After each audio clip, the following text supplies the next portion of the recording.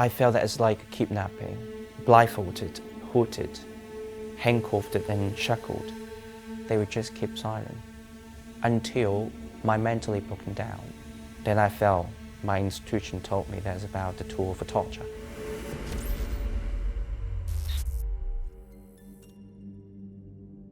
I'm Simon Ching. I was the consular staff for the UK in Hong Kong, and I was detained for 15 days with torture by National Security Police from China.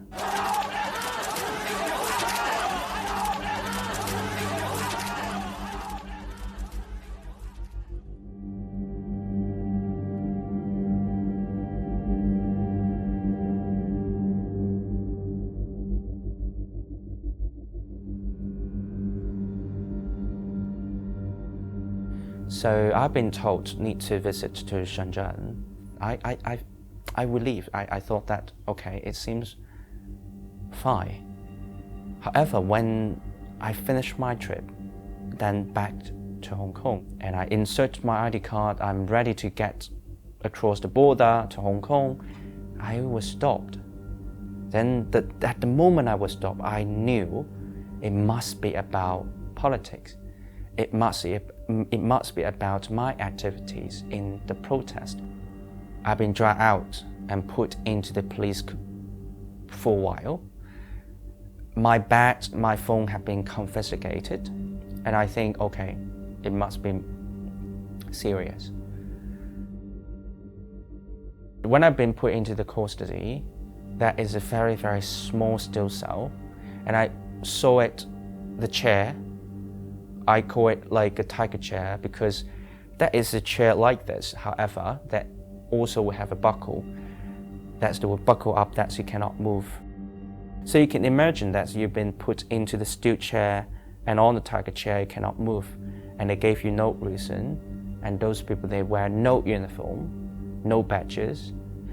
They asked me, what do you feel about Hong Kong? And I feel very weird. It's a very weak question. It's just basically the game of power struggle, and then as you're a Chinese, you need to stand with the Chinese government. That's what their very simple logic they want to play.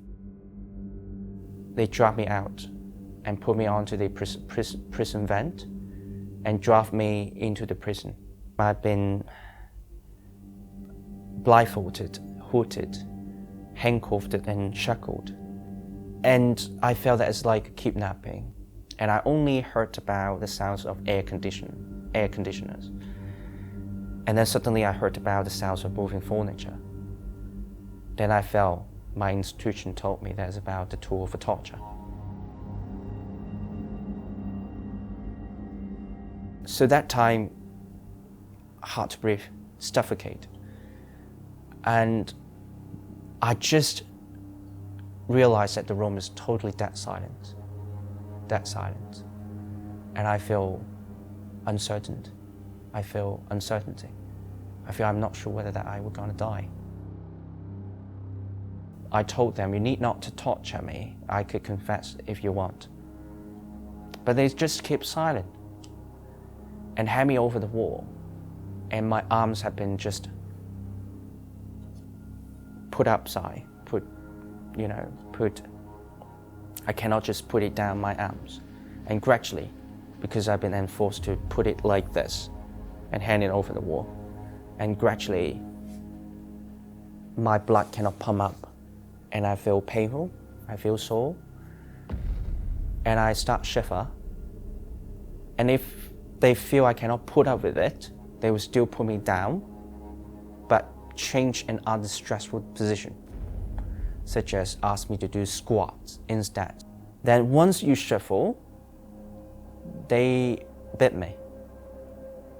I don't know what's that thing because I can't see, but they would bit me.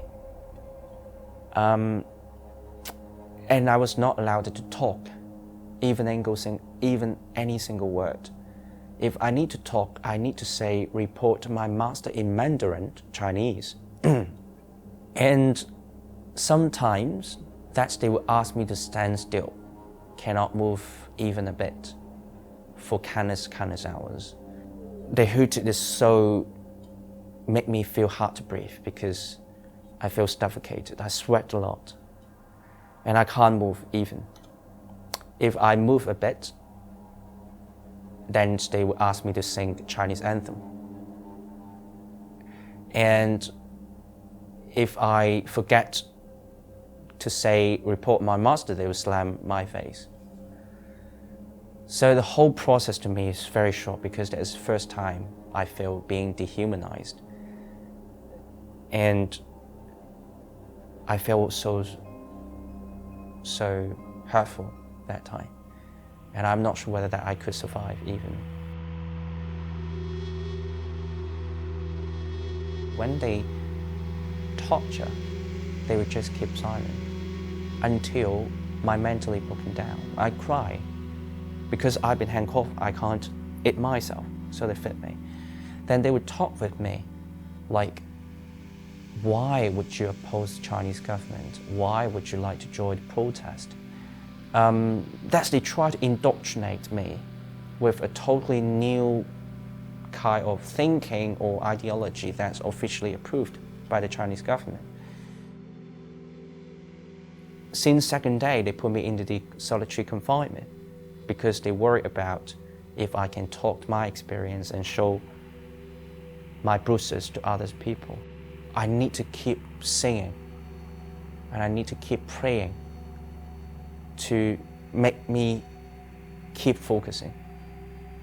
Like I pray, that when I pray now I talk to myself and I need to rely on the God to say, please help me. I can share my experience, my feeling, what I'm talking, like to talk myself.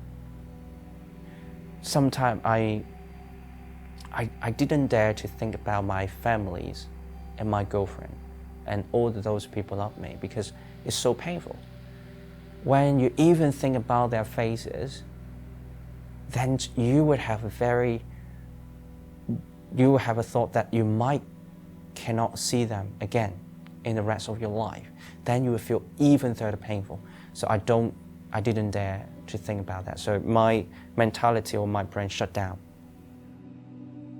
Every day they keep torturing me. They keep asking me out and for interrogation.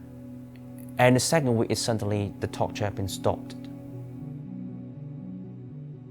They asked me to do confession videotape. The first one would be, I admit, I confess, I betrayed my motherland, China. The second one, that I felt so shameful that I solicited prostitutes. So that's why I didn't ask for access to my lawyers and to approach my family because I felt too shameful. And they prepared two different types of decision paper. One is that I could be released after 15 days as proposed it. And the second one is that I'm not cooperative, then I could be re-educated and put me into the re-education center for 2 more years. And I feel it's the right choice for me to confess because at least I buy 15 days for me to save my life. If I've been sentenced or I've been detained directly by National Security Department, it could be long term, it could be decades. And I might commit suicide at that time if I know about it. So maybe 15 days, of course, that short period would be the days that I can keep energetic and focusing on how could I rescue myself. So in the second weeks that back and forth, they did lots of enforced confession videotapes. And even in the last 48 hours, they almost didn't sleep, that they keep routinely. They have different team routinely ask me out for interrogation. My missing case becoming global headline. Even the top level of the UK government, like Prime Minister or Foreign Secretary, they very care about this case and they've been very upset and angry at it. And also that time is in the midst of the protests, still lots of people that went on the street for protests. Maybe Beijing, the central government of China, don't want to trigger the protest even further. So when the date I've been asked can be let out, I felt actually very grateful. I still have a future. Usually they would release those prisoners at about 10 or 11 a.m. But that time I was released at 5 a.m. You know, when I was in the taxi, I looked outside.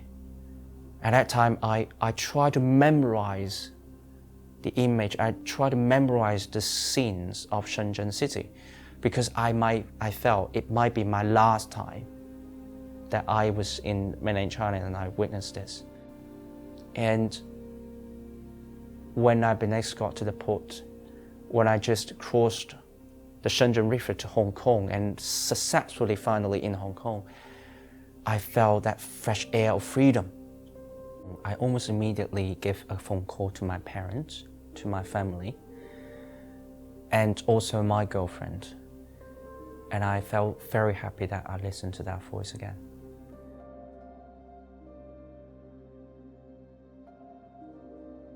I'm one of the pro-democracy activists for Hong Kong, and also I'm a founder of the expat groups of Hong Kongers in here named Hong Kongers in Britain.